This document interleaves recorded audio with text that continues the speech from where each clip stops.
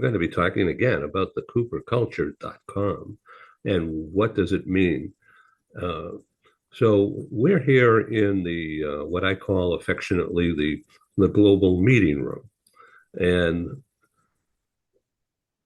I strive to make this meeting place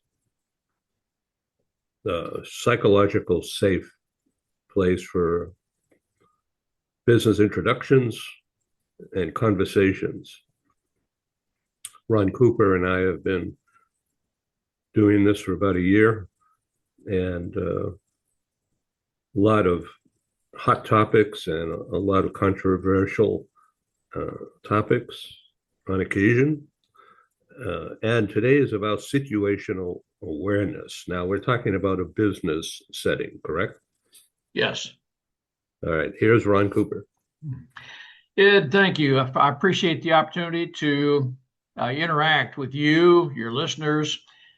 I'm hoping that today our topic of I use the term situational awareness versus tunnel vision. I will tell you in aviation terms, and for your listeners who may not know, I was 22 years Air Force. I flew the F-4. I have over 300 combat missions. And I tell you that to say that situational awareness is absolutely paramount for those of us inside the cockpit flying at, let's just say, in excess of 500 miles an hour. As a flight lead, we are responsible not only for our aircraft, we're responsible for the entire flight. Let's say a flight of four aircraft. In this case, a flight of four, I would be the lead and I would have three wingmen. The wingmen are individually responsible and accountable for the way they fly the aircraft, but I, as the flight lead mission commander, am responsible for the success of the mission.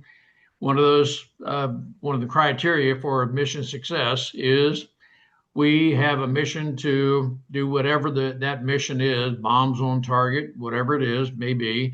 But a part of that responsibility is to return all, in this case, four aircraft, the people inside the aircraft, to ensure a safe mission. Let me ask you a question. Yes. Three wingmen. So this would be what, on one on the left, one on the right, and then one above or below? No, in this case, it would be one on one wing, let's say the right wing, and then two on the left wing. So number two in this instance would be on the right wing. Numbers three and four would be on the left wing. Why would you put two on the left? Well, we could fly in what we call a diamond formation, but that would be more of a show formation. A diamond formation would be a wingman on the right wing, one on the left wing, and then the fourth aircraft would be directly behind me. That was, if you were viewing that from the ground, it would look somewhat like a diamond. That's why it's called a diamond formation. Got it. Okay, thank you. So situational awareness, this is a business setting, right? A business setting. And let me just use as one example, Ed, the Enron, a very celebrated case. I can also cite NASA in the context of Challenger 13. In the context of situational awareness, Enron, and I'm not here to demean people, anything of that nature. However, from my perspective, and I think it's well documented, there was a focus on numbers, and the focus beyond that became cook the books to make the numbers look good, to bring people on board, but the numbers were not sustainable. The numbers were cooked, they were inflated to look good. I believe, and others maybe are more factually oriented than I am, but I will tell you from my perspective, Enron failed largely because there was an emphasis on some numbers. We want to look good, and they were not sustainable. They were not provable. The numbers to keep the company in existence were not there. And so that became what I consider a very tunnel vision focused on a few numbers at the exclusion of but not to the exclusion of the other numbers that could not be validated, which incorporated, from my perspective, Ed, ethics. And I want to tell your listeners right up front, I believe there is a set of ethics. There's no differentiation between business ethics, personal ethics. They're all the same. That has everything to do with a set of values that, Ed, if you were in my company and I were a senior executive in Enron, I would want to have the situational awareness that what I am doing by cooking the books might put your life or your employment in jeopardy. And it did. Of course it did. And so that is the kind of thing that we can have tunnel vision on the numbers. Something comparable with the Challenger 13. Within NASA, from my reading, and I don't have the inside story, but my reading of Challenger 13, there was a culture in the upper management that focused on a schedule. We need to launch. We need to be ready to move out on this day. And it turned out to be at the expense of 7 astronauts because of what I learned, and it may not be factually correct, but a small seal failed, which cost the lives of 7 astronauts. There were, as I read NASA reports, there was indication that many people suspected that this seal could cause some catastrophic results, but the upper management would not listen to that. So there was a culture of, I think you could maybe call it distrust, that the lower management had subordinate, had information that the upper management needed to make what the lower management felt were valid decisions. And if there were a culture that, yes, the lower management knows what they're speaking of, and the upper management is not focused almost exclusively on meeting schedules, we would have delayed the Challenger 13 launch, and we might have 7 astronauts with us who are no longer with us. So this was an O-ring, if I remember right. An O-ring is what I read about. A small thing, but it in the wrong place at the. But and in the context of the organizations will fail at the loosest link, this very small O-ring, there were those who felt that no, this is it is very suspect to failure. And research showed those that knew about this O-ring were right. But no, we have to meet a schedule. But there were those who knew that, well, this O-ring might just fail. We certainly hope not. And to ensure it will not fail, we cannot launch on this date. But their management said, no, we need to launch on this date. But there was a culture, Ed, that led this decision to launch because, from my observation, my opinion, there was the myopic view, tunnel vision. No, we must meet this launch date because of, in any number of decisions, but it probably had a lot to do with funding. If we're delayed, it's going to have it's going to be a bad optics. And so we, those of us that know about these kind of things or learn about, feel that this was an avoidable situation, but it had to do with tunnel vision, lack of situational awareness. Ed, I'm going to tell you, I'm now going to relate it to the cockpit.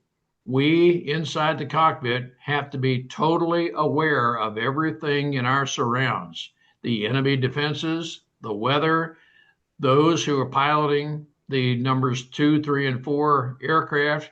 I have to be thinking ahead as a flight lead. As I studied intelligence reports, and I know where the adversary is, I know where the enemy defenses are based on the intelligence I read. I know I'm thinking ahead. I necessarily have to think for the other wingmen 2, 3, and 4, the ordinance that we have, the mission to be accomplished, not everything is going to go in accordance with plan. And so I have to be able to react literally within maybe a quarter of a second, respond to whatever the situation is I'm dealing with. That is what I'm referring to as situational awareness. I'm not trying to say necessarily that everyone in business will only have a quarter of a second to make a decision, but as we are situationally aware of all of the factors involved in whatever we're dealing with, Ed, I'll know the impact on you personally, you in this hypothetical case, Joanne, your wife. I will know what the impact is of the decision I make. I am fully aware of all of the facts and factors that are surrounding or that involved in the decision I need to make. And with that in mind, Ed, I need to make a decision within the business realm to keep my business going, to expand my business, but I'm not going to do it at the cost of ethics, which has a very short-term view that I need to be thinking long-term. And my long-term impact is I'm going to be ethical with all of the tax implications, of which I'm going to refer to an accountant who will study the details, but I want that person to review all the details and come back to me with, okay, with this decision, the impact on the, let's say, the tax code would be, okay, can I have the assurance that Ed is going to have a future with the company to support his wife, Joanne, and other employees? That is what I'm referring to, Ed, as the larger situational awareness, of which I want to say again that never, never would I, and I would hope those who are listening would agree, we're never going to violate ethics, because doing so is going to have only a short-term result, and almost certainly long-term will have a very negative result. Ed, I'm philosophizing here a little bit, but that is a lot of what I'm referring to as situational awareness. I am totally aware of everything in the surrounds of the decision I need to make. And again, the decision I make incorporates all of the applicable facts and factors, and I am accountable for whatever decision I make. Ed, that's the context of what I'm talking about, situational awareness. Yeah, well, thank you for that briefing. So the things that pop into my mind, and once again for the audience, my background in the military was limited to the Vietnam era as a medic, specifically trained operating room technician. I was taught how to prepare a sterile tray for the surgeons by the surgeons who were Harvard Medical School executives. And outside of the Army, full-time surgeons at Massachusetts General Hospital, one of the foremost institutions. The general in charge of the medical unit was the Surgeon General of the Massachusetts General Hospital, to give you an idea of the vertical nature of that relationship and the skill levels. So I was really honored to be in that position, and I learned life lessons from being in that role. And I'm relating that to what you just went through in your briefing. Well, everything must be timed and done the exact right way. No excuses. And Ed, I will tell you that we in the aviation field have a high regard for you in the medical field. We are It's functioning. It's them, not me. Okay, we are functioning as a team. That is, Yeah. I rely on you and those in the medical field to keep me healthy, or if I'm not healthy at the moment, get me healthy. I don't know what's happening inside your rooms. I don't know what's sterile, what's not. You're the one who does that. You medics, I don't know what it is you're injecting in me. I trust you that, yep, you're not going to do something incredibly stupid or foolish. It is a matter of trust, but then you and I are mission oriented. I can't perform my mission if you don't perform your mission. And if I'm down and out because of, well, you thought afterwards, well, yep, that whatever should not, I probably should not have injected that in him. You know, I'm relying on you. So we're part of the team. And so I there is trust, but you're not going to violate ethics. I have to trust you that way that nope, we're not going to, or this guy needs to get back in the cockpit within a few hours. No, let's do whatever we can to get him out of here and so forth. I would hope, Ed, that you're thinking long term and that you're out for my greater benefit. I too am out for yours because, again, we're all part of a team and we're thinking long term. So let's talk a little bit about the business world today and the listening audience. About the audience briefly, LinkedIn during January did a test on who our viewers were, not in the live broadcast, but in the subsequent streaming. In other words, the distribution, the marketing of the programs after the original recording date. During January, there were record highs for a number of shows, not all the shows, but your show was one of them, included in the high visibility about trust, and there are several others. But the audience, according to LinkedIn measurement during January, showed that about 37% of the total business audience watching during that time frame were in senior management levels within companies having more than 10,000 employees. So that automatically says global. Most of the companies are US owned or US based, but has extremely extensive overseas operations by design for years.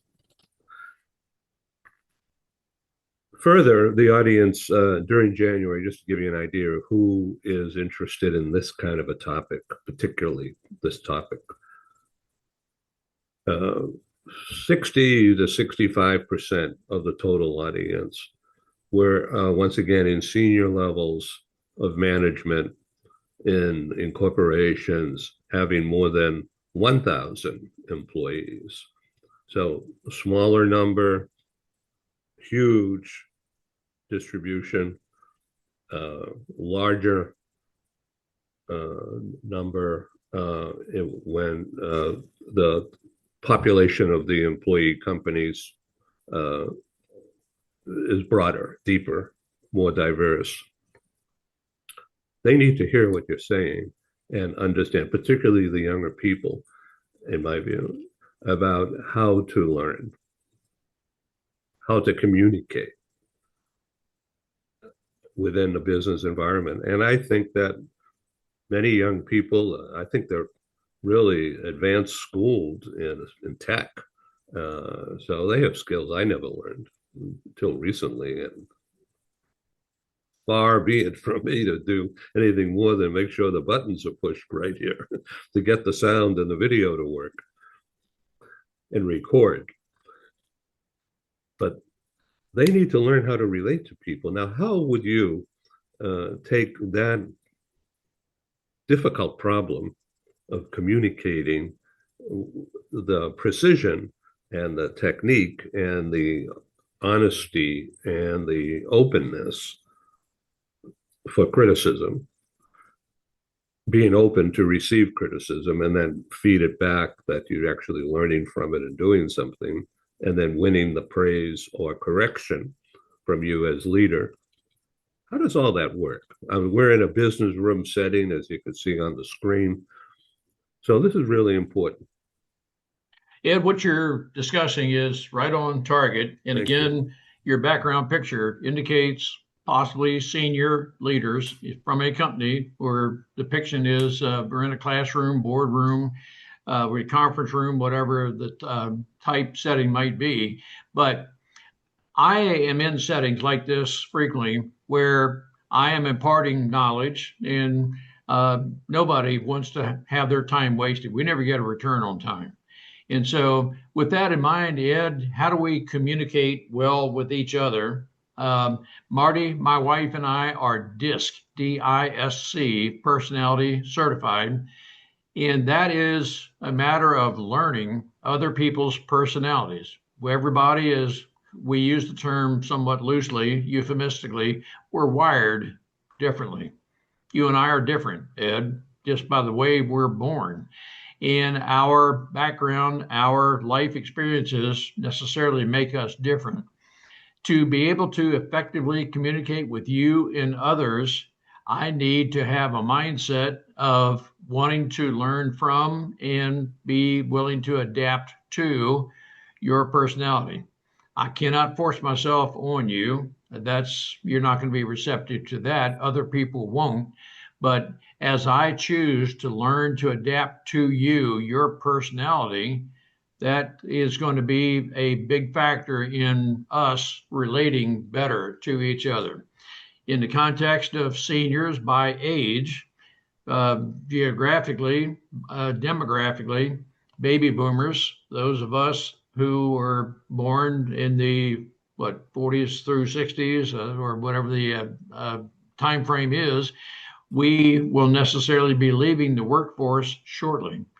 In my opinion, it's wrong to try to force our way or our styles on the younger people because, quite honestly, Ed, you and I are amongst the baby boomers who were invented long before the internet, social media, artificial intelligence, and so forth.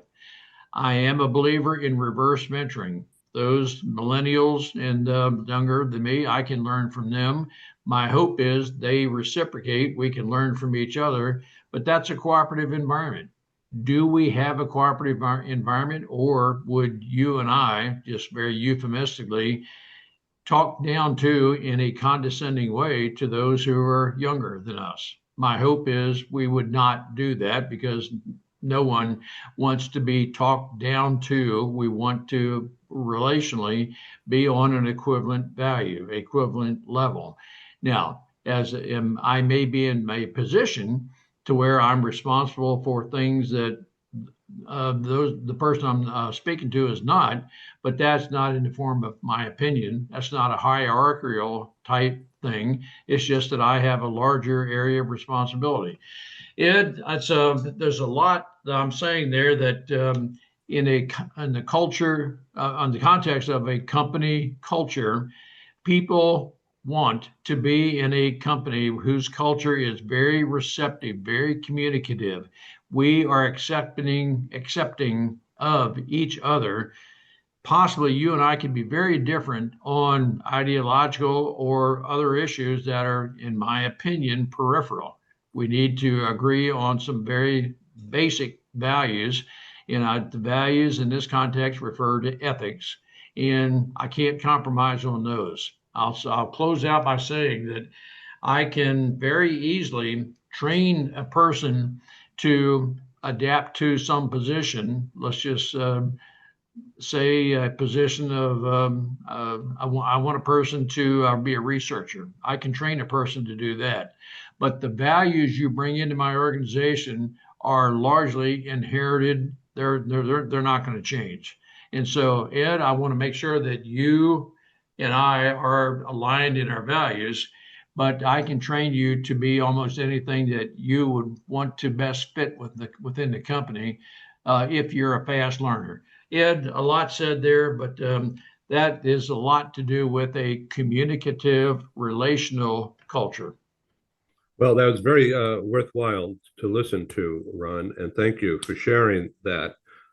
I'm thinking almost instinctively seconds after you began this last section, thinking about the young people who are like my grandkids would be in their 20s now.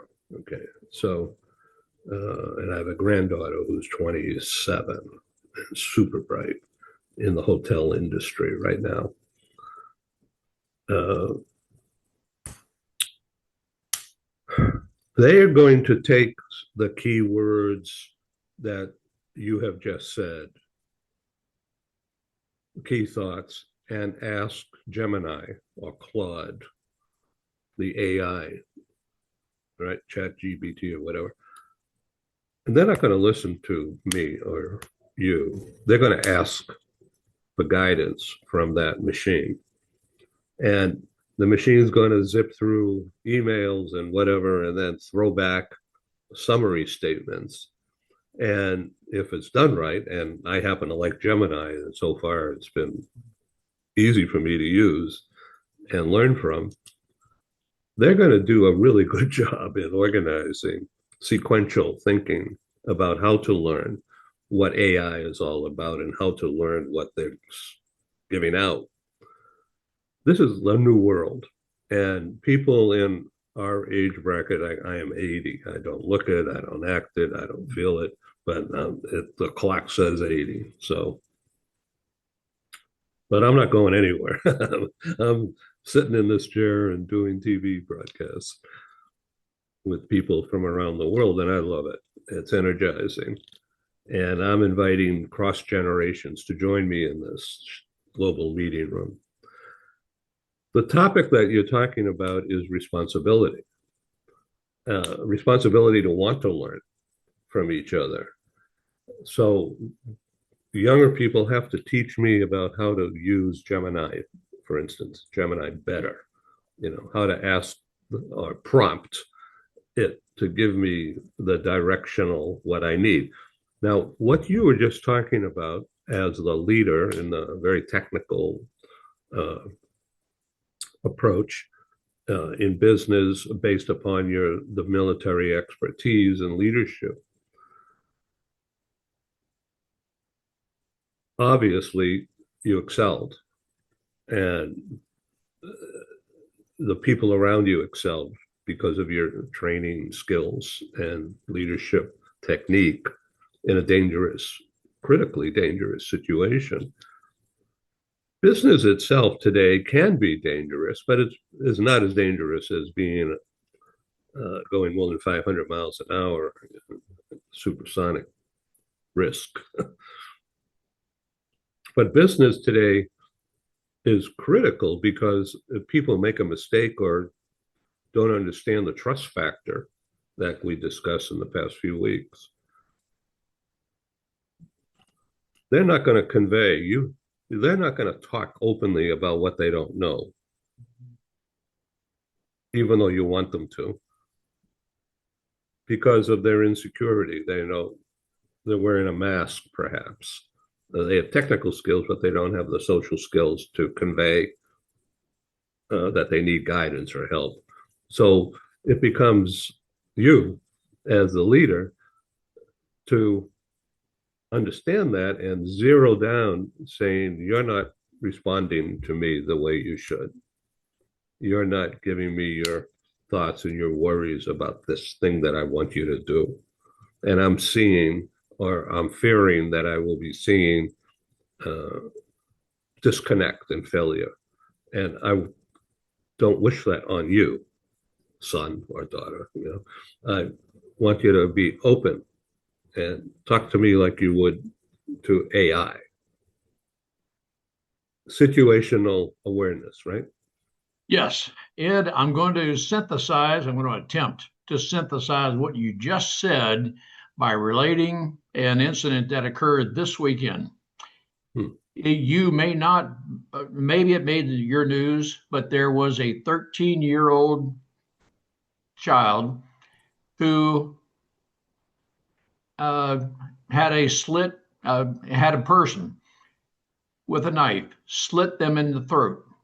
It was in Daytona, Florida. Whether it was at the Daytona 500, I'm not sure exactly said, but it was Daytona, Florida.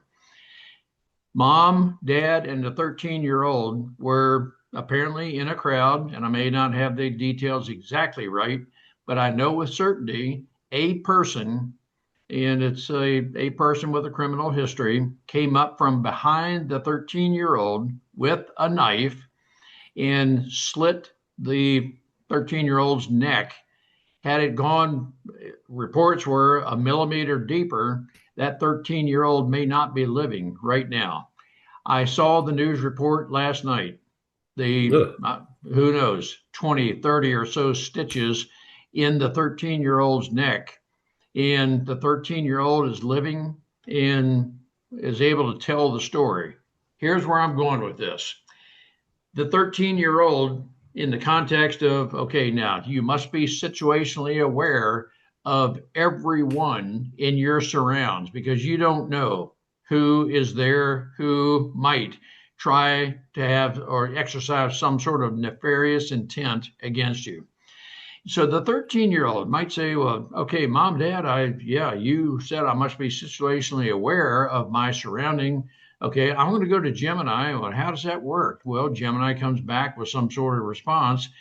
We who have more life experience than a 13-year-old need to demonstrate to that 13-year-old, how can you be appropriately vigilant, be totally aware of your surrounds, because there might be somebody, and in fact, in this case, there was someone with a nefarious intent. And I am not here to say that you're always going to be able to identify that person. But if we can be, I use the term, appropriately situationally aware, appropriately vigilant, we might just be in a situation that person just gives me the wrong vibes. I think I want to keep a distance from. I'm not here to say that we're always going to be appropriately vigilant to avoid that kind of thing.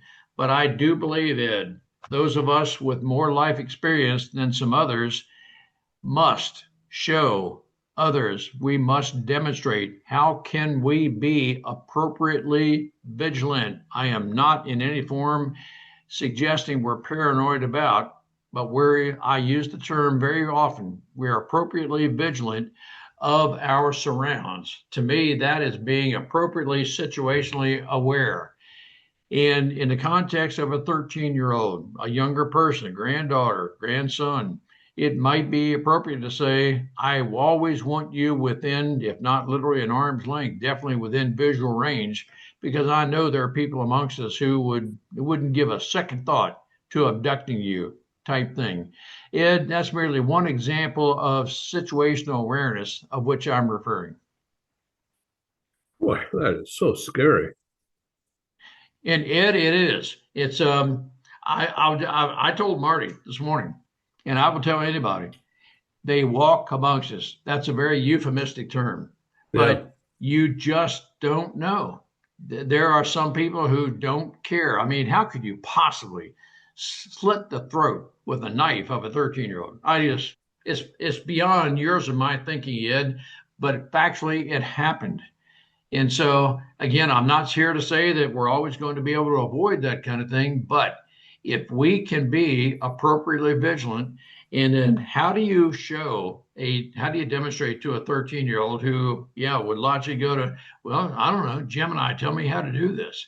Well, Gemini is going to come back with some kind of response, but yet Ed, we with a heartbeat, we who have life experience, how are we going to demonstrate this? And we do that by saying, let me tell you, son, daughter, granddaughter, grandson, I care enough about you that you need to be aware of, you might not want to associate yourself with that kind of a person. I saw that person look at you in a way that I just don't think that's real healthy. Any number of things like that, Ed, and I am referring to intuition, which I think has a lot to play and is very valid. So as we come to a close here of this strong program, did they get the guy? Is it a guy? Yes. Good.